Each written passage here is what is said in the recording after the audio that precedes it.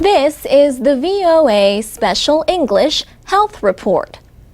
Two recent studies have found that punishment is not the best way to influence behavior.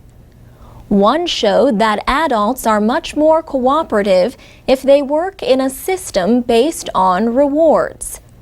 Researchers at Harvard University in the United States and the Stockholm School of Economics in Sweden did the study. They had about 200 college students play a version of the game known as the Prisoner's Dilemma. The game is based on the tension between the interests of an individual and a group. The students played in groups of 4. Each player could win points for the group, so they would all gain equally. But each player could also reward or punish each of the other 3 players at a cost to the punisher. Harvard researcher David Rand says the most successful behavior proved to be cooperation. The groups that rewarded it the most earned about twice as much in the game as the groups that rewarded it the least. And the more a group punished itself, the lower its earnings. The group with the most punishment earned 25% less than the group with the least punishment.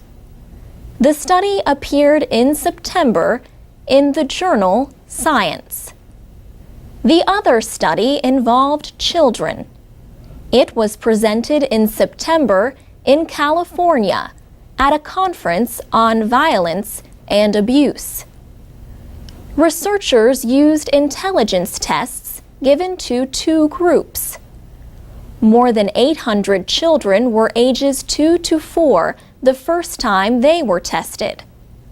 More than 700 children were ages 5 to 9. The 2 groups were retested 4 years later, and the study compared the results with the first test. Both groups contained children whose parents used physical punishment and children whose parents did not. The study says the IQs, or intelligence quotients, of the younger children who were not spanked were 5 points higher than those who were.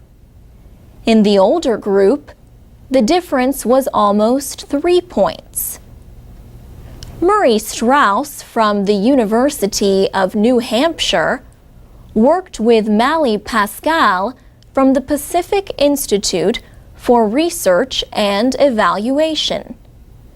Professor Strauss has written extensively about physical punishment of children. He says the more they are spanked, the slower their mental development. He also looked at average IQs in other nations and found them lower where spanking was more common.